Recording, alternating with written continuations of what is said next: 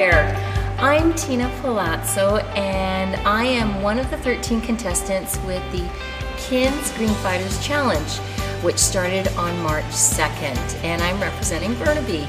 I am so glad to be here, and today I just want to share some stories of where I'm at and what I've done and some of the challenges that I was faced with while going through this fitness challenge. As you all know, I'm turning 50 this year, actually tomorrow. And one of the things that I wanted to do in 2013 is really relook at my lifestyle of eating and being more healthier. We see this all the time in videos and newspapers and that.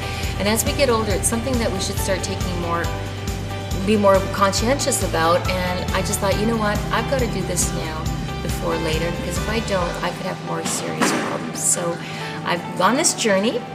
I'm going to take you through some of the steps that I did and what was successful and what was not. When I was doing this challenge, one of the people that we were able to get connected with was a nutritionist. We were discussing what I was eating, etc. And he stopped me maybe after the third sentence and said, "Where are your fruits and vegetables in your diet?" And I actually said, "I barely eat them." And he was indicating to me that you need to be eating at least 8 to 10 servings of vegetables a day. So I went down to Kins and I bought my vegetables. But what was interesting and what happened, I started eating these vegetables and I was getting really, really sick. And I couldn't understand why I was getting these migraine headaches all the time. So I went back to the nutritionist and to my doctor and I said, you know, I'm eating well now because this is what I'm supposed to be doing, but I'm still getting sick. And they said, this sounds crazy, but your body has gone into shock. Your body was not adjusting to the good foods. The bad foods that I was eating, I needed to get them out and start incorporating the good foods in. So finally I started getting the good fruits and vegetables into my body, and things seemed to move quite well. The other thing he also said to me is, where's the protein in your diet? Protein is one of the major factors that we should all be having in our diets. Less on the carbs and more on the protein.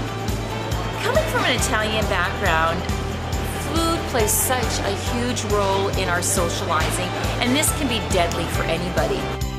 One of the things that I've learned, and it's such a huge key component that worked for me, and it might even work for you as well, is I tend to take the easy way out by eating out a lot as well as processed foods. So one thing I incorporated into this challenge, which I wasn't before, is the fruits and vegetables, but learning to do the prep work.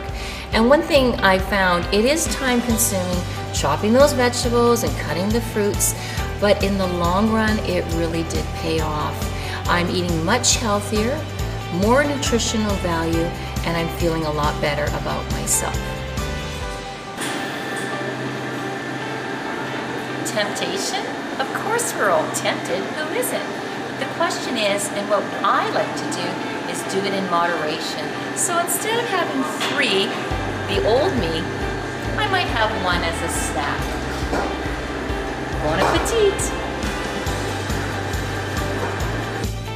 When setting goals, I found that I finally got the nutritional down part, but what I had to do is really start into the exercising component. And I had to step it up to the plate. And the only way that I could do that, because I find that when we were younger, I used to be able to go to the gym 5 times a week, a couple hours a day, fit as a fiddle. And as years go by, and I know that a lot of us can relate to what I'm going to say, who's got the time? But what I had to do for me was to find the time, and the only way to do was to schedule an appointment for me to hit the gym. And ever since I've done that, everything has changed. I've been able to get to the gym at least 4 days a week. Yes, I am waking up sometimes at 5 in the morning to be there, but I'm there.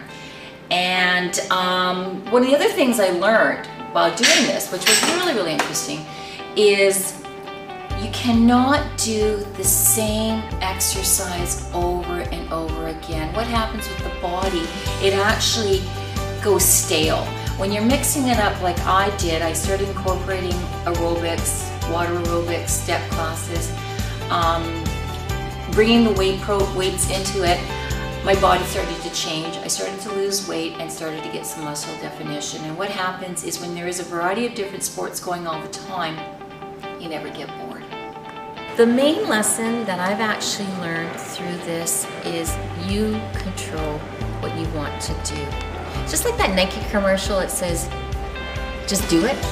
Bottom line is, just do it. It's up to you. And I had decided in 2013, like I needed to do something about my body, and I'm taking control. If we don't take those little baby steps, like for me, it was the little baby steps that made me get to the goal I was at. But one thing I always will remember, it's yes, it is great to achieve the goal, but it's the process on how one gets there that's more important. Yes, the challenge is going to end in about another 3 weeks, but my journey continues to a healthier lifestyle going forward. And before I sign off, I just want to say thank you all to you supporters who helped me through this journey.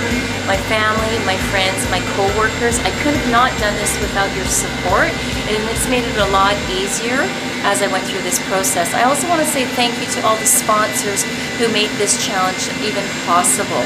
Now, I do have to get going now because I do have to go for a run, but I just want to say thanks a lot, guys, and tune in the next 3 weeks as we let you know where we're at.